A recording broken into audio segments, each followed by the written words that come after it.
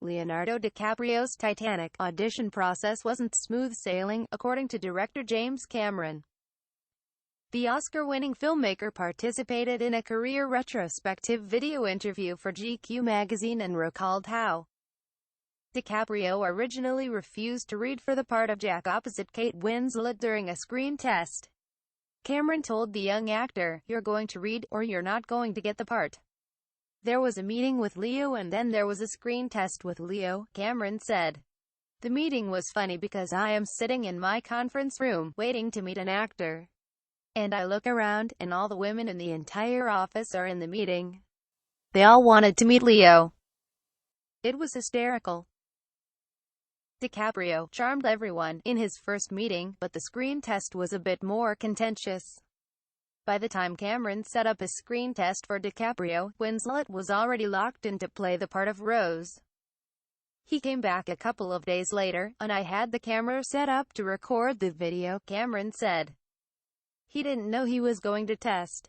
He thought it was another meeting to meet Kate. So I said, okay, we'll just go in the next room, and we'll run some lines and I'll video it. And he said, 'You mean, I'm reading?' I said, 'Yeah,' he said. 'Oh, I don't read.'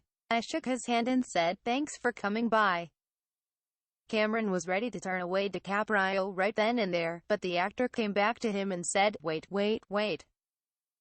"If I don't read, I don't get the part?" Just like that, Cameron responded, "Oh, yeah? Come on.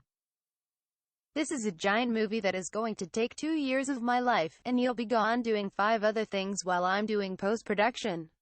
So, I'm not going to fuck it up by making the wrong decision in casting. So, you're going to read, or you're not going to get the part." So he comes in, and he's like every ounce of his entire being is just so negative, right up until I said, "Action." Then he turned into Jack, Cameron concluded. Kate just lit up, and they played the scene. Dark clouds had opened up, and a ray of sun came down and lit up Jack. I'm like, all right. He's the guy. Bolstered by DiCaprio and Winslet's chemistry, Titanic would go on to become the highest-grossing movie of all time during its run. The film now ranks as the third highest-grossing title with $2.2 billion at the box office, unadjusted for inflation. Watch Cameron's full video interview with GQ magazine here. Could you imagine anyone else but Leo up there? Well, apparently that was almost the case. Director James Cameron recently sat down with GQ magazine to take a look back at his biggest blockbusters and revealed that Leo almost lost the role of Jack because he didn't want to do a screen test. He didn't know he was going to test. He came in, he thought it was another meeting to meet Kate. And he said, "You mean I'm reading?" And I said, "Yeah."